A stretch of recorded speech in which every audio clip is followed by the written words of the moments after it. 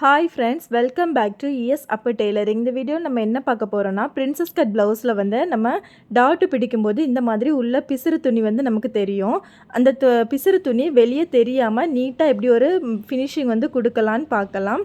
இந்த மாதிரி tailoring videos பார்க்கணுன்னா என்னோடய சேனலை சப்ஸ்கிரைப் பண்ணிக்கோங்க, ஷேர் பண்ணிக்கோங்க, லைக் பண்ணிக்கோங்க. பக்கத்தில் உள்ள பெல் ஐக்கான் பட்டனே ஆன் பண்ணிக்கோங்க. வாங்க இப்போ நம்ம வீடியோக்குள்ளே போகலாம். ஃபஸ்ட்டு நமக்கு பிரின்சஸ் கட் ப்ளவுஸுங்கும்போது நமக்கு ஃப்ரண்ட் பார்ட் வந்து 2 பார்ட்டாக தான் இருக்கும். நமக்கு கழுத்து பீஸ் தனியாட்டம், நம்ம பஸ்ட்டு சைடு வந்து தனியாட்டம் இருக்கும். நம்ம இப்போ வந்து ஃபஸ்ட்டு கழுத்து பீஸை மட்டும் ஜாயின் பண்ணிக்கலாம். பஸ்ட்டு சைடு உள்ள பீஸை வந்து நம்ம ஜாயின் பண்ணண்டாம். கழுத்து சைடு ஃபஸ்ட்டு ஜாயின் பண்ணதுக்கு நீங்கள் லைனிங்கில் உங்களுக்கு என்ன நெக்கு வேணுமோ அந்த டிசைனை கட் பண்ணிவிட்டு கேன்வாஷ் வைக்கணும்னா கேன்வாஷும் வச்சு அயன் பண்ணிக்கோங்க. அயன் பண்ணிவிட்டு ஃபஸ்ட்டு வந்து கீழே மெயின் கிளாத்தை வச்சுக்கோங்க. மெயின் கிளாத்தோட நல்ல பக்கம் அதுக்கு மேலே லைனிங்கை வச்சுக்கோங்க. லைனிங்கை கரெக்டாக வச்சுட்டு ஃபஸ்ட்டு நெக்கை வந்து நீங்கள் எவ்வளோத்துக்கு 1/2 இன்ச்சுக்கு தையலுக்கான அளவு விட்டுருக்கீங்கன்னா அந்த அளவில் ஃபஸ்ட்டு தையல் போட்டு எடுத்துக்கோங்க. இப்போது நான் தையல் போட்டாச்சு. அடுத்து வந்து அடுத்த சைடு உள்ள நெக்கும் நமக்கு கரெக்டாக வரணுங்கிறதுக்காக அதையும் கரெக்டாக வச்சுக்கோங்க. வச்சுட்டு இந்த மாதிரி மெயின் கிளாத்து ஃபஸ்ட்டு போட்டுட்டு அதுக்கு மேலே லைனிங்கை வச்சுட்டு நம்ம வந்து கழுத்து அதே போல் கழுத்தையும் தைச்சிக்கலாம். 2 பீஸ்லேயுமே ஃபஸ்ட்டு கழுத்தை தைச்சி எடுத்துக்கலாம்.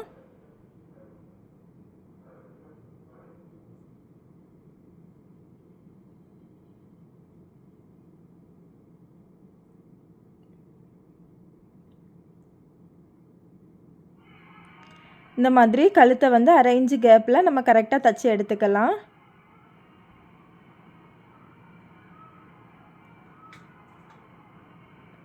தைச்சி எடுத்த பிறகு இனி அந்த கழுத்து சைடு இருக்க எக்ஸ்ட்ரா மெயின் கிளாத்தை வந்து நம்ம கட் பண்ணி எடுத்துக்கலாம். இப்படி வச்சு பார்க்கும்போது நமக்கு கரெக்டாக இருக்கான்னு மட்டும் செக் பண்ணிக்கோங்க. கழுத்தை கட் பண்ணிவிட்டு அதில் ஒரு சின்ன சின்ன கட் போட்டு எடுத்துக்கலாம். அப்போ தான் நம்ம திருப்பும்போது நமக்கு வந்து அந்த வளைவுலாம் கரெக்டாக வரும். அதுக்காக ஒரு சின்ன சின்ன கட் போட்டு எடுத்துக்கோங்க. அதே போல் இன்னொரு கிளாத்லேயே நம்ம கட் பண்ணி எடுத்துகிட்டு சின்ன கட் போட்டு எடுத்துக்கலாம். நம்ம அதை கட் பண்ணும்போது அந்த கழுத்தில் உள்ள தையலும் சேர்ந்து கட் பண்ணிடக்கூடாது. அதனால் கரெக்டாக கட் பண்ணிக்கோங்க. அடுத்து நம்ம இந்த மாதிரி லைனிங்கை மேலே இருந்து லைனிங்கை எப்படி திருப்பிக்கோங்க. 2 துணியும் எடுத்துகிட்டு நம்ம லைனிங்க்கு மேலே வந்து தையல் ஒரு பதிச்சு தையல் போட்டுக்கணும். லைனிங் மேலே தான் போடணும், மெயின் கிளாத் மேலே போடக்கூடாது. அந்த வளைவு சைடுக்கு வரும்போது கரெக்டாக நம்ம வந்து துணியை கொஞ்சம் விரித்து கொடுத்து தையல் போடணும். அப்போ தான் கரெக்டாக தையல் விழும். இந்த மாதிரி போட்டுட்டு உள்ளே திருப்பிக்கோங்க. திருப்பிட்டு நம்ம அதை நீட்டாக எடுத்து விட்டாலே நமக்கு நீட்டாக வந்துடும்.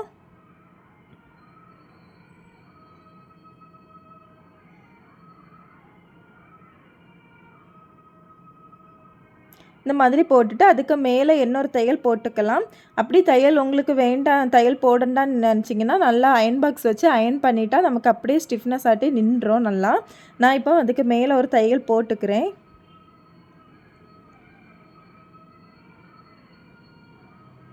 இப்போ இவ்வளோ தான், நம்ம ஒரு பார்ட் வந்து ஜாயின் பண்ணியாச்சு. இனி சுற்றிக்கும் லைனிங்கையும் மெயின் கிளாத்தையும் சேர்த்து ஒரு தையல் போட்டு எடுத்துக்கலாம்.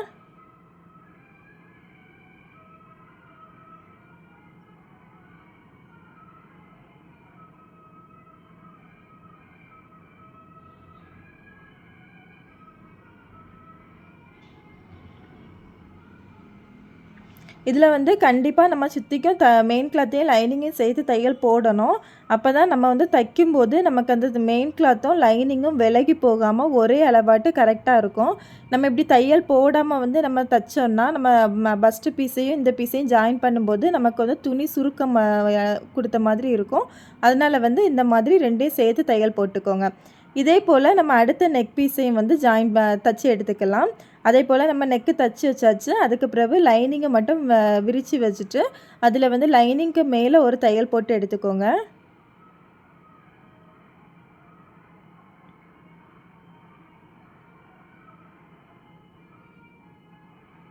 தையல் போட்டு எடுத்த பிறகு அதை அப்படியே லைனிங்கை உள்ளே திருப்பிட்டு அதுக்கு மேலே ஒரு பதிச்சு தையல் கூட போட்டுக்கலாம்.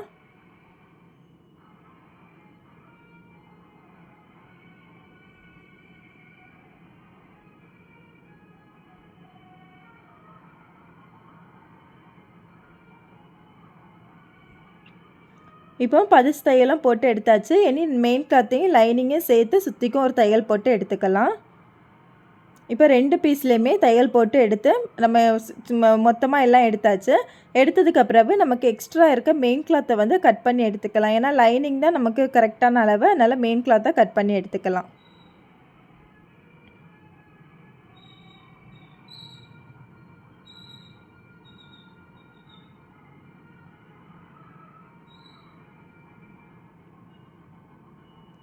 இதே போல் நம்ம அடுத்த பீஸ்லேயும் அதே போல் மெயின் கிளாத்தை வந்து எக்ஸ்ட்ரா இருக்க மெயின் கிளாத்தை கட் பண்ணி எடுத்துக்கலாம்.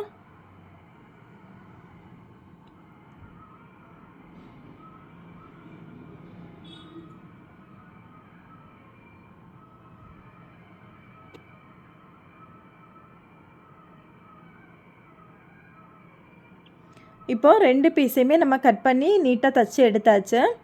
அடுத்து நம்ம பஸ்ட்டு சைடு உள்ள துணியை வந்து இது கூட சேர்த்து ஜாயின் பண்ணலாம். அதை எப்படி ஜாயின் பண்ணணும்னு பார்க்கலாம். நம்ம வந்து பஸ்ட்டு சைடு உள்ள பீஸில் மெயின் கிளாத்தையும் லைனிங்கையும் சேர்த்து ஜாயின் பண்ணக்கூடாது. ஜாயின் பண்ணாமல் தனித்தனியாக இந்த மாதிரி வச்சுக்கோங்க. வச்சுட்டு நம்ம கழுத்து சைடு தச்சு வச்சுருக்கோம்ல, அந்த பீஸை எடுத்து நல்ல பக்கம் மேலே இருக்கிற மாதிரியே வச்சுக்கோங்க. அதுக்கு மேலே பஸ்ட்டு சைடு உள்ள மெயின் கிளாத்தை வச்சுக்கோங்க. மெயின் கிளாத்தில் நமக்கு நல்ல பக்கமும் மெயின் கிளாத்து நல்ல பக்கமும் நம்ம கழுத்து சைடு வச்சு தச்சு வச்சுருக்கோம்ல, அந்த இதில் உள்ள நல்ல பக்கமும் இருக்கணும். மேலே வந்து நமக்கு கெட்ட பக்கம் இருக்கிறது மாதிரி வச்சுக்கோங்க.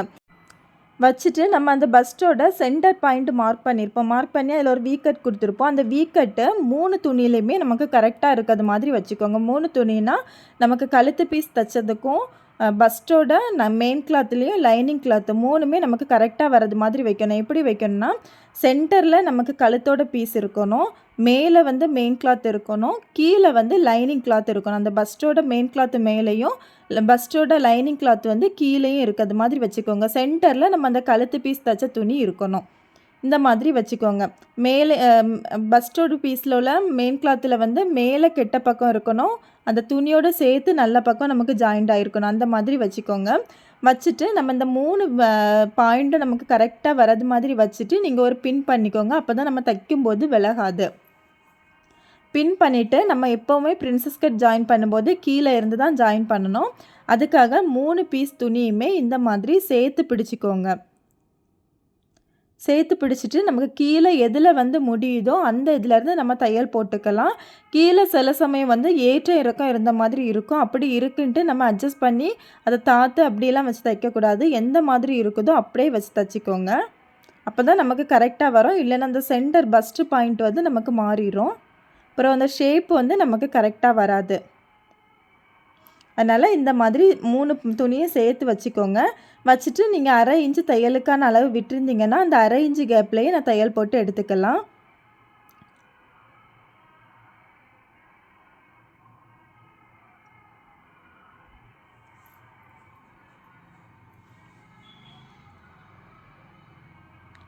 இந்த மாதிரி தையல் போடும்போது நம்ம எப்படி வளைச்சி கட் பண்ணியிருக்கோமோ அந்த வளைவுக்கு தக்கனதாக நம்ம வந்து கரெக்டாக தையல் போடணும். இப்போ தையல் போட்ட பிறகு நம்ம அந்த பின்னை எடுத்துக்கலாம். ஏன்னா இதுக்கு பிறகு நமக்கு விலகாது. இனி வந்து நம்ம தைக்கும்போது 3 துணியுமே கரெக்டாக இருக்கிறது மாதிரி வச்சு தைக்கணும்.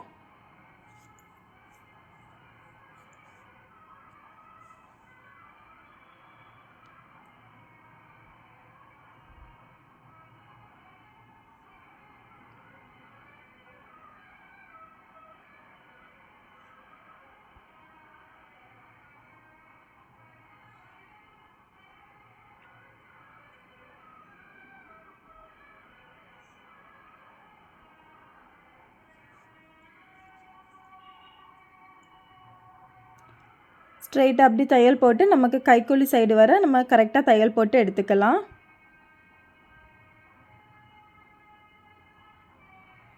இப்போ ஒரு தையல் போட்டாச்சு. அடுத்து இன்னொரு தையல் கூட போட்டுக்கலாம்.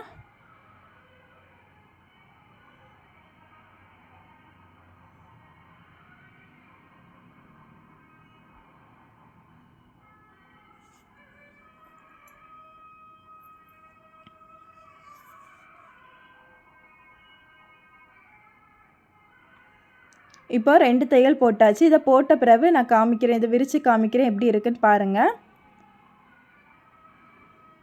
பாருங்கள், நமக்கு நீட்டாக இருக்கும். அதே போல் உள்ளே பார்க்கும்போது நமக்கு எந்த பிசுறு துணியுமே வெளியே தெரியாமல் நீட்டாக இருக்கும்.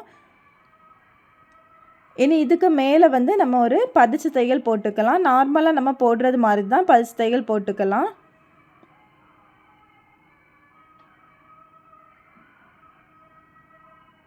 பதிச்சு தையல் போடும்போதும் நம்ம கொஞ்சம் மெதுவாக பொறுமையாக தான் போடணும். அப்போ தான் அந்த வளைவுக்கு கரெக்டாக நமக்கு வந்து அந்த தையல் வரும்.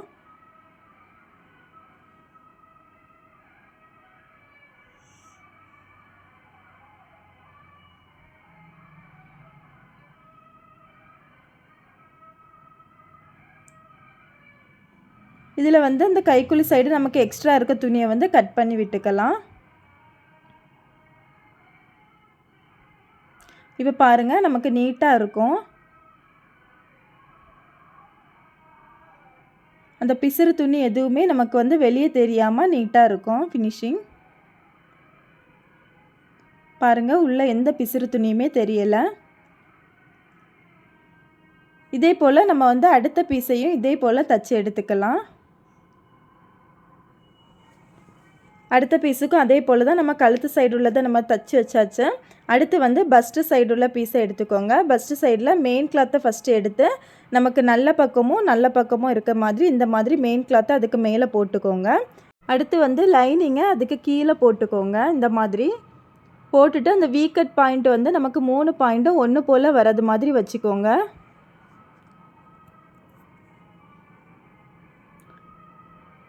வச்சுட்டு அதில் வந்து ஒரு பின் பண்ணி எடுத்துக்கலாம்.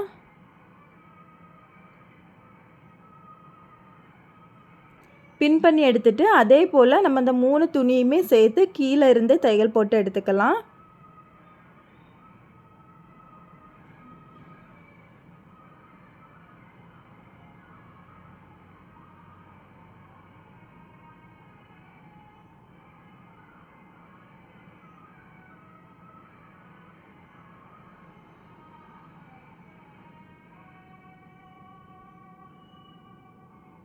இந்த மாதிரி இப்போ எடுத்துட்டு நம்ம அந்த 1/2 இன்ச்சு கேப்பில் தையல் போட்டு சுற்றிக்கும் எடுத்துக்கலாம்.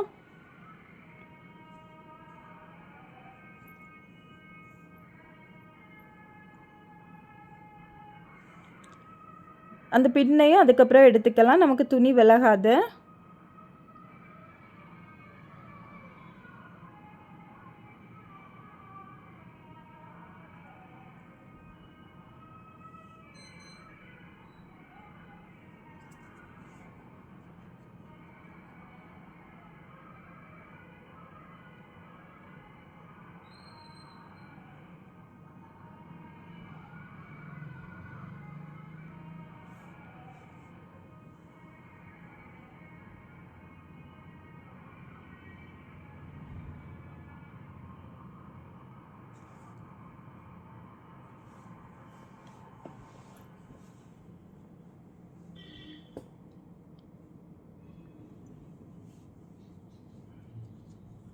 இந்த மாதிரி சேர்த்து வச்சு ஒரு தையல் போட்டாச்சு. இதுக்கு மேலே இன்னொரு தையல் கூட போட்டு எடுத்துக்கலாம்.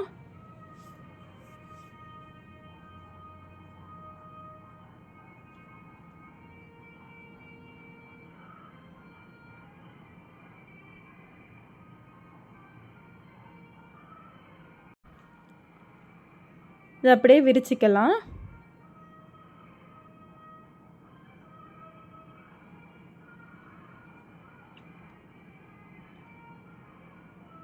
விரித்த பிறகு பாருங்கள் நமக்கு வந்து அந்த பிசுறு துணி எதுவுமே வெளியே தெரியாமல் நீட்டாக இருக்கும். இனி இதுக்கு மேலே வந்து ஒரு பதிச்சு தையல் போட்டு எடுத்துக்கலாம். இவ்வளோ தான் பிரின்சஸ் கட் ப்ளவுஸில் வந்து தையல் துணி வந்து வெளியே தெரியாமல் தைக்கிறது. இந்த மெத்தட் தான், ஈஸியான மெத்தட் தான்.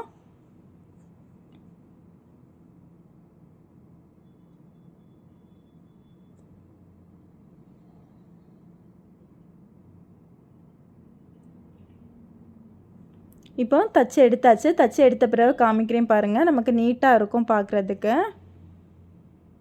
நமக்கு அந்த பிசுறு துணியும் எந்த டிஸ்டர்பன்ஸும் பண்ணாது. ஏன்னா நமக்கு அது வெளியே தெரியாதுங்கிறதுனால நமக்கு நீட்டாக இருக்கும்.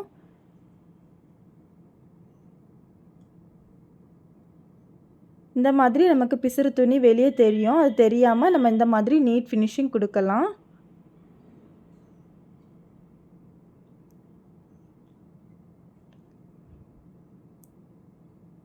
இந்த வீடியோ உங்களுக்கு பிடிச்சிருந்துன்னா லைக் பண்ணுங்கள், ஷேர் பண்ணுங்கள், கமெண்ட் பண்ணுங்கள். Thank you friends. பாய்.